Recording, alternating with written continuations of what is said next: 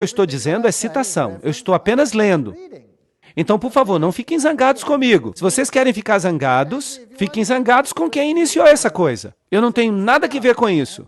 Lembre-se que eu também falei numa palestra anterior que as pessoas responsáveis por tentar unir todas as nações, colocando-as sob um único governo e por trás dos bastidores, unificar todas as religiões, isso não foi tudo dito em aberto, no domínio público.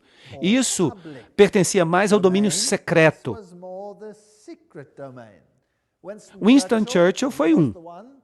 Ele era responsável, claro, depois da guerra, em estabelecer esta organização como um todo. A criação de uma ordem mundial autoritativa é o último objetivo que nós devemos perseguir. E as Nações Unidas formaram parte disso. Charles de Gaulle também foi muito importante. As nações devem se unir em um único governo ou perecerão. Então, todos eles tinham a mesma filosofia.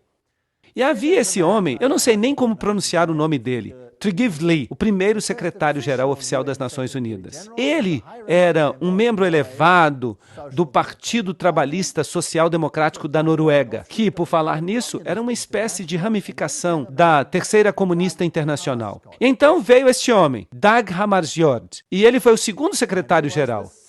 Ele era um socialista sueco que abertamente defendia políticas comunistas. E então veio U Thant, terceiro secretário-geral, que era marxista. Então vocês percebem como a filosofia foi programada desde o início. Agora, eu não quero que vocês pensem que esse era um método para produzir o anticapitalismo, porque os Estados Unidos também assinaram esta proposta. Então, por que os Estados Unidos assinariam algo que era, obviamente, tão contrário à sua própria filosofia? Bem, se você se lembra do princípio hegeliano, no qual duas posições antagônicas são estabelecidas no mundo, sendo que não é nenhuma das duas que se quer alcançar. O que você quer, de fato, é uma síntese intermediária. Então, o que você vê de fato são socialistas na função suprema de secretários-gerais. Mas se essas pessoas têm propensões marxistas ou propensões capitalistas, neste nível, isso não faz a menor diferença. Com isso, o método quer criar é uma síntese, que é o tipo de governo que se deseja a partir de tudo isso. Então, deste caos, você eventualmente consegue o que você quer. Agora, esse U Thant, claro, um dos primeiros secretários-gerais, ele disse: os federalistas mundiais defendem diante de nós a visão de uma humanidade unificada, vivendo em paz, debaixo de uma ordem mundial.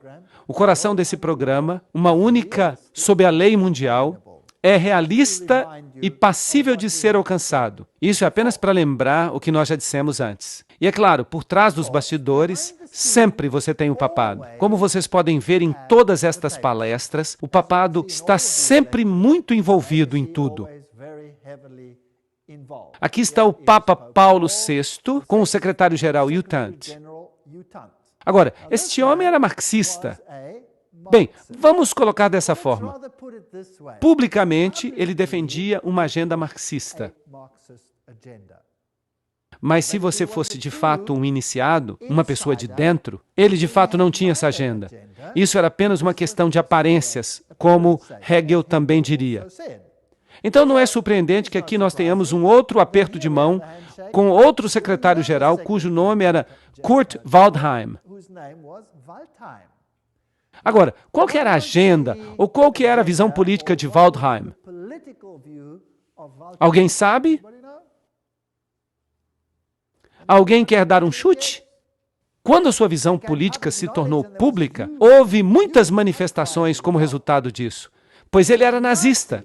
Sim, vocês conseguem perceber a filosofia hegeliana aparecendo aqui? Aí você tem o marxismo, a antítese, ali você tem o nazismo, a tese, e no meio, a síntese. Então não importa de fato que filosofias eles escolhiam, porque no final das contas dava tudo na mesma coisa. O Papa Paulo VI foi o primeiro a introduzir esta cruz torta, ou cruz quebrada. Vamos ler o que isso significa. O Papa Paulo VI escreveu uma encíclica papal que convocou as nações a que abandonassem sua soberania para formar um governo mundial. O Papa estava por trás disso. Este era um pedido do próprio Papa. E essa cruz torta? Aqui temos uma citação para vocês.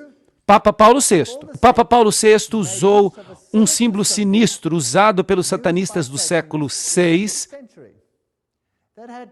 que foi revivido na época do Segundo Vaticano.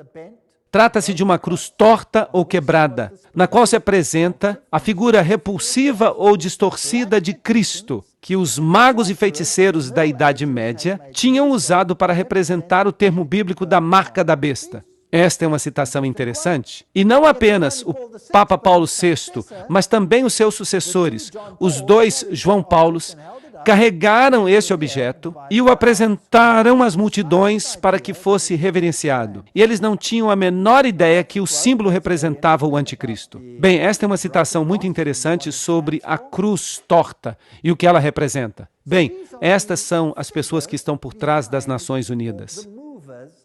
Assim, o Papa, solicitando essa ordem, os secretários gerais aceitando o seu pedido, repetindo esse pedido nos dois lados da divisão política, para que parecesse uma filosofia atrativa para os dois lados. Agora, e o aspecto espiritual? Há uma organização interfé que é chamada de Templo da Compreensão. E eles publicam este boletim que é chamado de Boletim da Boa Vontade Mundial. Agora, nós temos que ver de onde vem a autoridade de uma organização assim. Porque há muitas pequenas organizações, e talvez esta aqui fosse apenas mais uma pequena organização. Então, quem são essas pessoas que formaram o Templo da Compreensão com este Boletim da Boa Vontade Mundial? Uma organização afiliada às Nações Unidas. É sempre bom a gente dar uma olhada nos fundadores. Bem, fundado por Juliet Hollister em 1960, o Templo da Compreensão tem como um de seus objetivos a criação de uma Nações Unidas espiritual. Nesta obra, para promover a compreensão entre as religiões, na base da unidade da família humana, o templo tem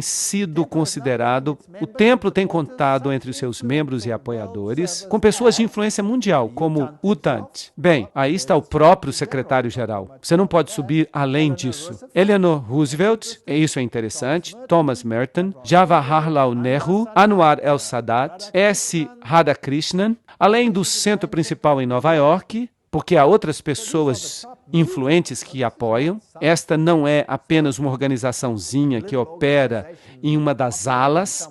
Esta é uma organização importante. E onde é que ela funciona? Ela tem uma sede na Catedral de São João o Divino. Isso já está ficando até tedioso, não é verdade? Sempre a mesma coisa.